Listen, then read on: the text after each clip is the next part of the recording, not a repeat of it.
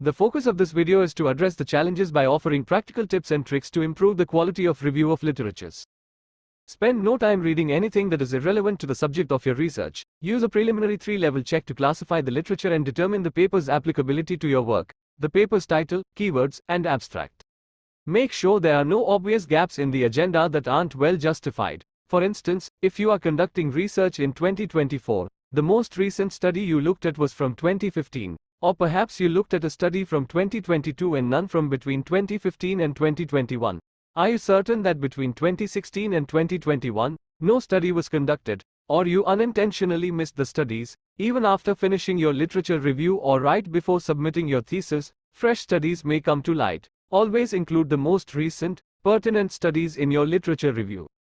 Put your research topic in Google Scholar, download every article you can find, and start evaluating it. This is a standard strategy for finding literature for reviews. But be sure of that you don't skimp on the standard of your education. Important works are not disregarded. Rational spatial constraints, which countries, states, units, and temporal limits, what time period research you wish to include, are established. The thesis should solely use texts from academic and scientific disciplines. Blogs and posts sometimes contain a lot of bias and rely more on personal opinion than actual facts.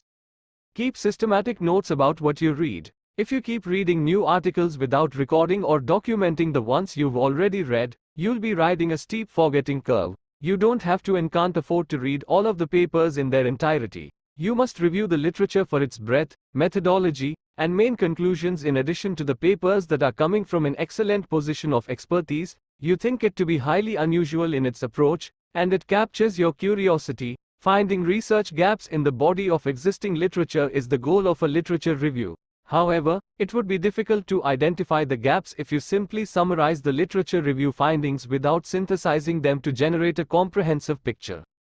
The type of your study area will determine how many studies you should include. There could not be many works available if it's a specialized and extremely modern subject. You could decide to conduct a thorough analysis of the works that are now available in this situation. In other circumstances, including 35 to 45 carefully chosen research papers may be ideal.